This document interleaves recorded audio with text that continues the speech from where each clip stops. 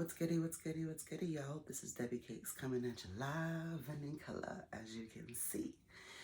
So, yesterday I went to the movies to go see Wolfman. Yeah, that was one of the movies that is 2025, first movie of the year. This is one of the movies that I was waiting for this year because I kept seeing all the previews and everything. So last year, so I was like, okay, it looks pretty good. I do apologize for the deep voice in the morning. I just woke up. But I wanted to get this video out while everything was so fresh in my head. And lo and behold, as always, I did write down my notes because I'm not going to fully remember some parts. And I wanted to make sure I got some down that I think you guys should know about. So before I get into it, why?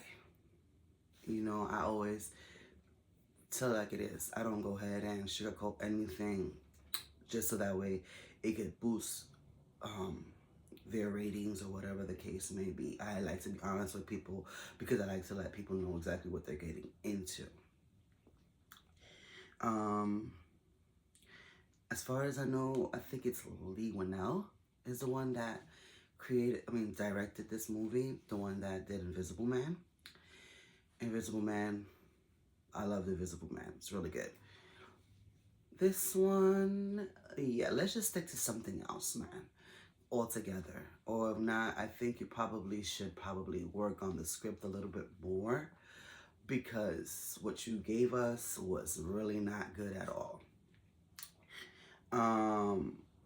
So Wolfman started off with a father and a son. They were going on this hunting trip. They lived in some woods area, and they were going on this hunting trip. And when they got there, they saw this deer. And when they was gonna go ahead and hunt the deer ran off. And then I guess the little boy, which his name is Blake, went the other way because he was like, oh, he wanted to get a better shot. When he was looking through the scope, he saw this this man, pretty much something strange on 2 feet, and through the telescope. So when he looked around, he didn't see him again. Then the father did the same thing because at first the father was pissed because he was like, why you ran off? Why you didn't, listen to me? Why you wouldn't stay behind me? This is dangerous. You're not supposed to just run off like that. Basically, we started wailing on our head, not like hands, but just talking. And then his father went and heard all the noise, and he saw through the telescope. So he was like, all right. So they went to this little tree house type thing, and they blocked it. So I guess and all that, he was trying to go, I guess it was a wolf man. He was trying to go into the cabin, but he couldn't, so he left. He ended up eating the deer, and then for some reason, when they got in the house, the father was telling him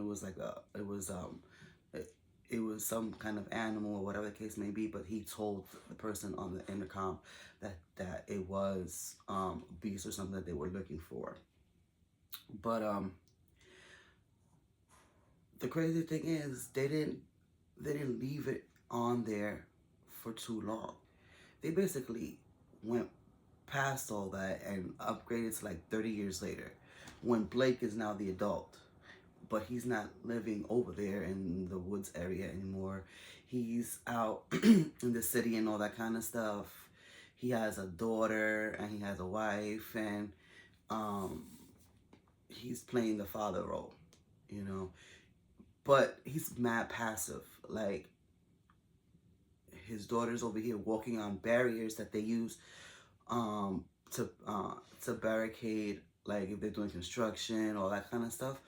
So she was over here walking on that when there's traffic going on the other side, and he kept telling her to get down. She was just like not listening. So when she was about to basically get down and jump, she ended up bumping into this guy, and then he starts like, "Oh, didn't I just tell you to get down?" And then after that, he stops, and they go about their business. It's like everything is just basically 1 second here, 1 second there, and then goes back, and then goes to another scene. I'm like, it doesn't make any sense so far, but we're leaving it alone. He's in the house cooking when his wife comes in. She's on the phone. He tells her a couple of times nicely, "Can you take that call in the other room?" And she ignores the shit out of him, like she doesn't give a fuck. And one of those, when she gets off, she was like, "Okay, you not?" I'm like, "Bro, he's talking to you nicely, and this is how you're talking to him. And then you're doing this in front of your daughter. That's the reason why your daughter's not even listening to him anyways."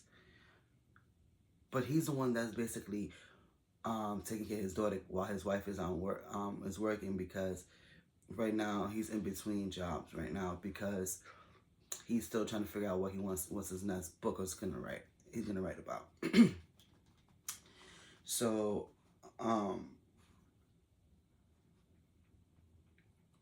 he gets a letter in the mail stating that his father, left in the cabin, all that kind of stuff. I guess proof of his decease.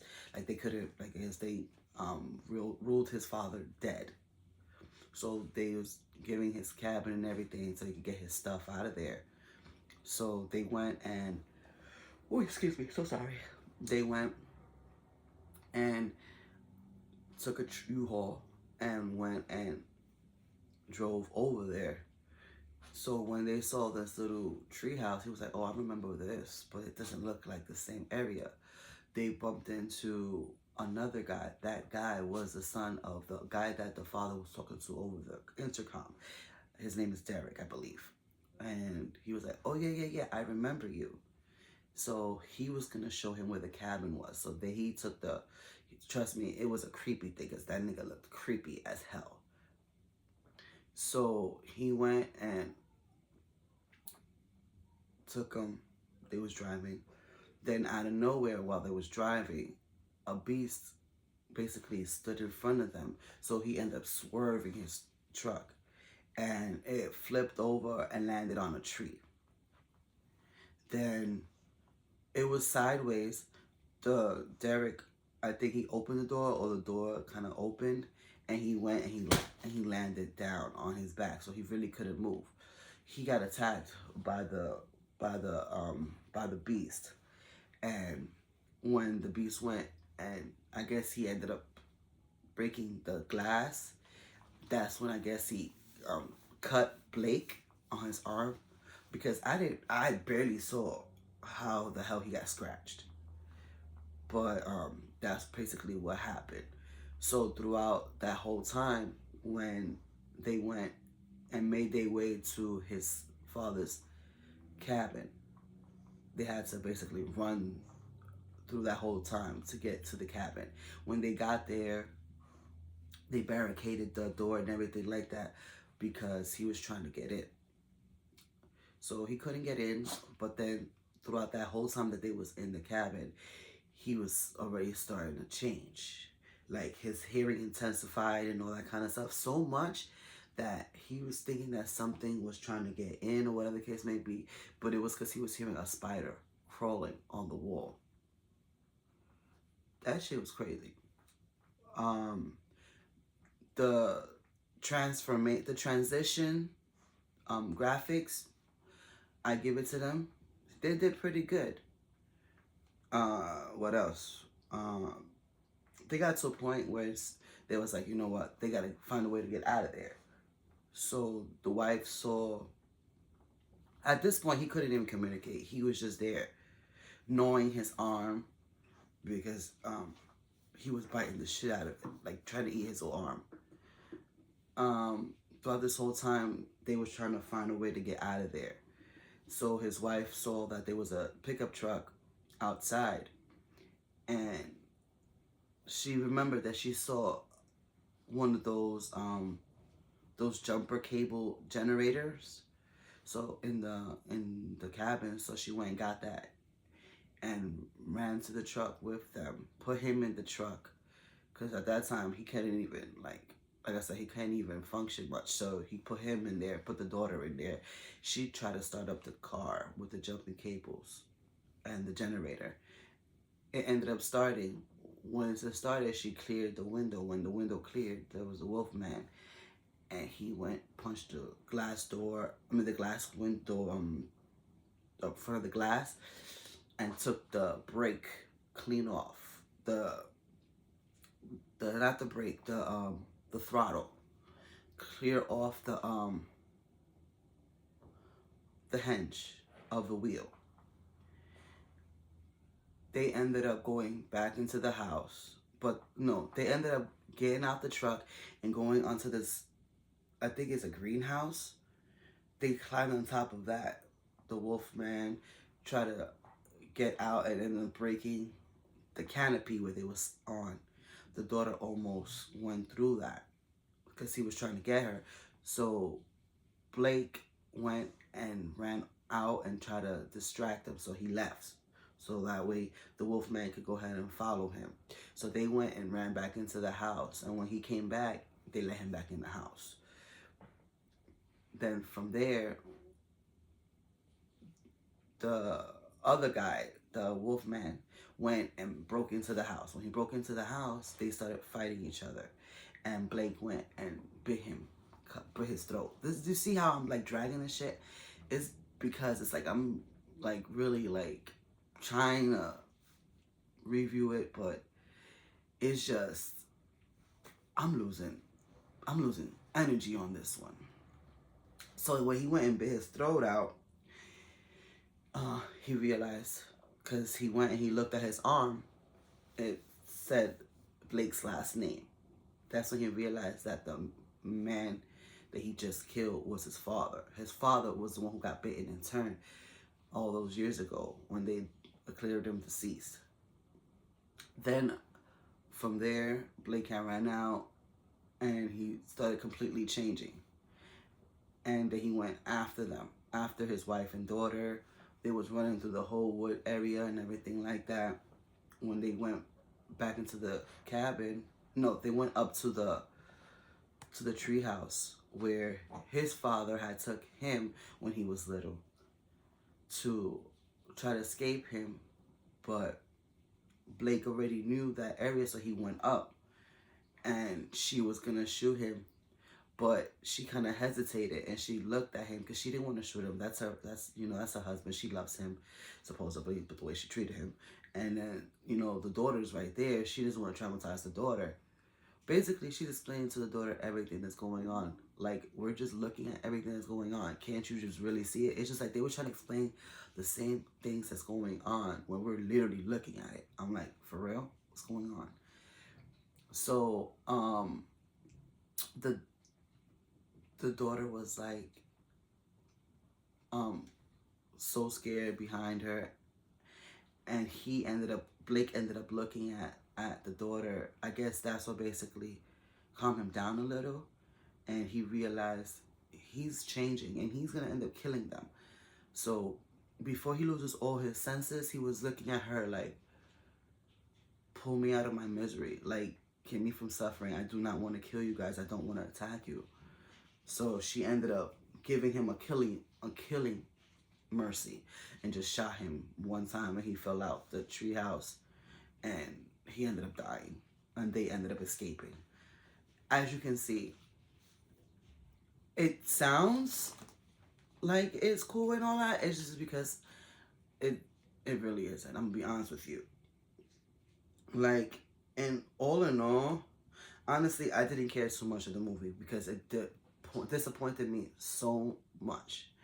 And this is one of the movies that I was really looking forward to, because it was like, oh, this is the start of the year, and I want to see something that I want to see. I hesitated. Like, I was supposed to, like, I was going to see it on Thursday. And something said, nah, go ahead and do what you need to do, and then go Friday, go see it. So that's what I did. I went Friday to go see it. And this is what I was stuck with watching. It's like literally, besides the graphics of him changing and everything like that, I'm just trying to figure out if this is Lee Whannell's work, because after giving us the Invisible Man and then you give us this movie, I don't know what else to say. It just highly pissed me off. It really disappointed me. But hey, I can't I can't um I can't complain, because I knew what I was getting into when I said, I'm excited. I should have went in there with low expectations, and then if a movie, that's what I'm gonna do. If a movie that I'm excited for is gonna give is it's I'm gonna go in there with low expectations. And if it turns out to be the best, then I'm gonna go ahead and be like, oh, okay, my bad. It was good. But for now on, that's what I'm gonna do. Or now I'm just gonna go in blind and I'm not gonna see no previews, because I don't want to get caught with that. So, like I said, I would advise you to stream it, because unless you're one of the A-listers like I am that gets to watch up to 3 movies a week and all that kind of stuff for free, I wouldn't waste my money. Because if you're gonna go in there to buy a $20 ticket for a movie, you want to make sure you go in there and get what you paid for. And honestly, you're not going to get what you paid for if you go in there and pay for this movie. But if you do stream it, I would say wait a little bit, because this movie is kind of dark.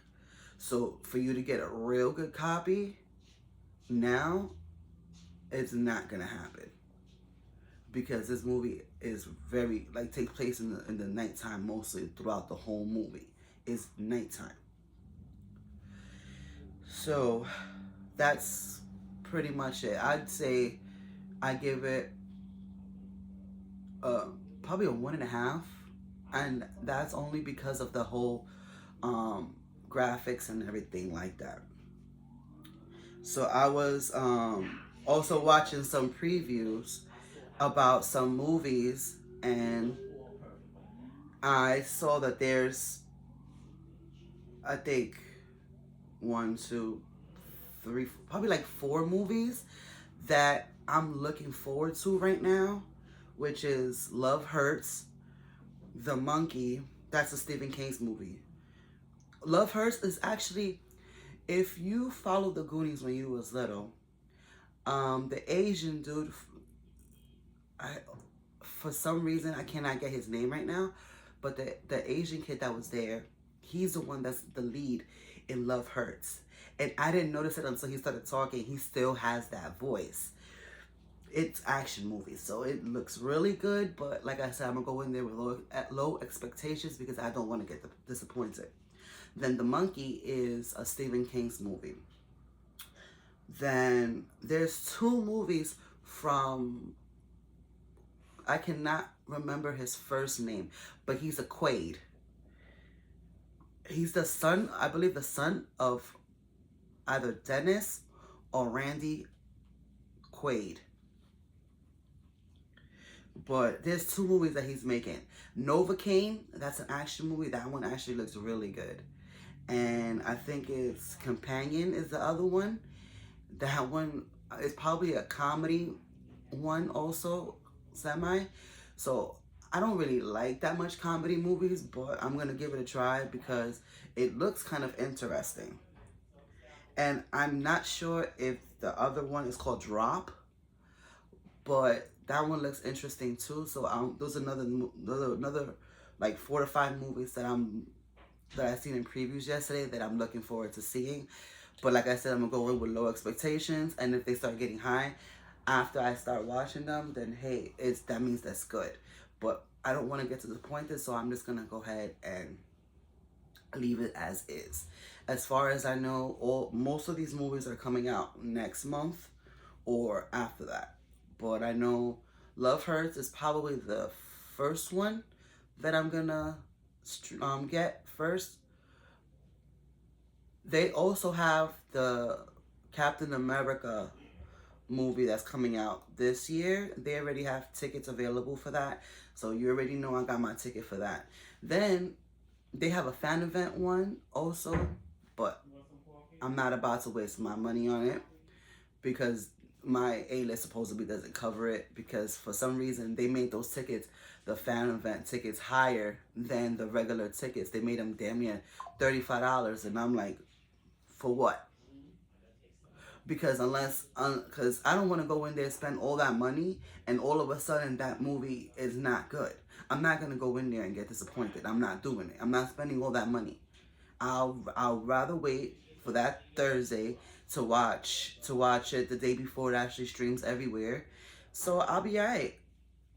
But this is Debbie Cakes, and I do apologize. I'm a little rambly, and I was a little kind of like trying to review this movie. Wolfman, yeah, I would just say, like I said, stream it.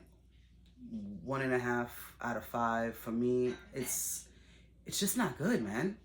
Like, I don't know, if somebody says it was good, they lying. They just probably want you to waste your money so that way you can go ahead and say something to them. But this movie wasn't really good. But like I said, that's my opinion. You may like it. I know I'm not. But if you catch it, please like, share, subscribe, and comment, and let me know how you thought about it, because that's the only way I actually know if somebody out there really liked it. You guys take care and stay blessed.